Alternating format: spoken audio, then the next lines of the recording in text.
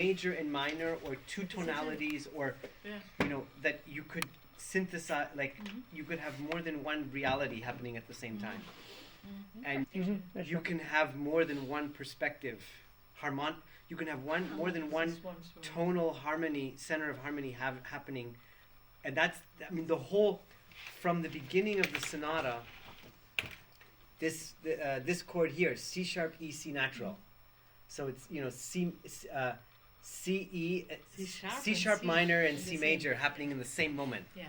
That's, for me, that's like that's the definition of the whole piece, and it's kind of what he did in his life's work with like connecting folk, peasant, his whole the stuff started. Kodai and him started in like 1912 or 1907, like much earlier, beginning of the 1900 something. Wax cylinder. They said wax cylinders is what they went out into the field, and people were just singing for them, and they would just record it, and then they went back, and then when he came to Colombia, I guess in the late 30s, he like basically he organized it all. And the other book that I have, I don't have it here. Is it? It's like he analyzed them in terms of like the rhythmic motives, what pitch they start on, do they end on like the so-called tonic, do they end on a dominant, do they have leading tones, like he kind of, I mean, it's amazing what he did. It's like totally, it's crazy. Yes. Anyways, but yeah. I'll bring the other one tomorrow. I mean, there's more that I just didn't get, but I feel why this piece is like so important to me, and his work, I think, is because I feel like he was suggesting an alternative way forward for music than the one that Schoenberg and the Second Viennese School had proposed. Kind of. There was a turning point in a way, and he just wanted. And they went this way, and he went this way, and I think, I don't know. I feel it's very relevant for our time because it's much more phenomenologically based. Like all of this, it's.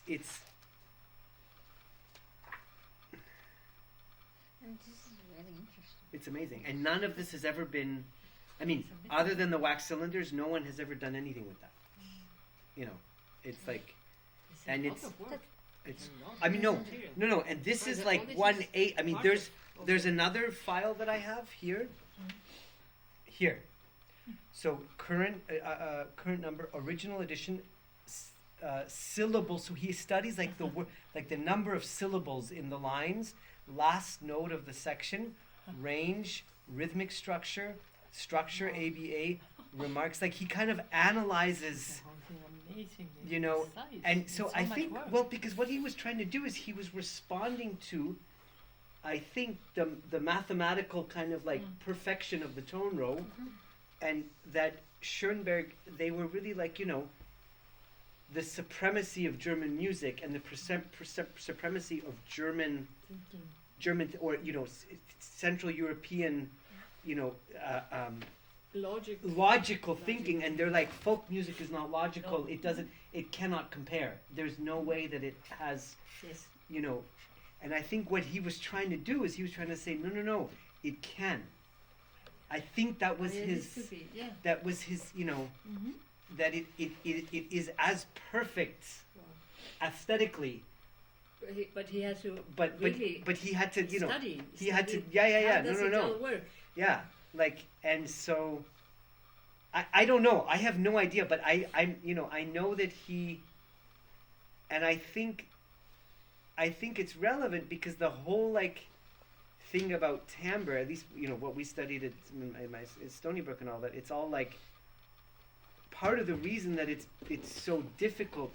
It's because it doesn't fit into like the easy like melody, harmony, rhythm. Like they're so easy to like to define kind of, and to say this is.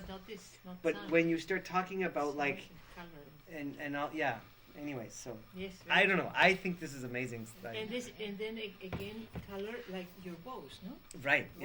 One bow is completely. It does not shine. Yeah. it's more accurate. It's Like more accurate as well, but it does not. It doesn't have the. Even when you tune. Really, you when hear you it. tune, you hear, oh, this is a beautiful song. Yeah. And the other one, okay, it's Yeah. low, it's a violin, but yeah. it's not that. It has the same beauty of the beauty of color. Much more shining colors, different colors, colorful colors. Yeah. Let's say. Good.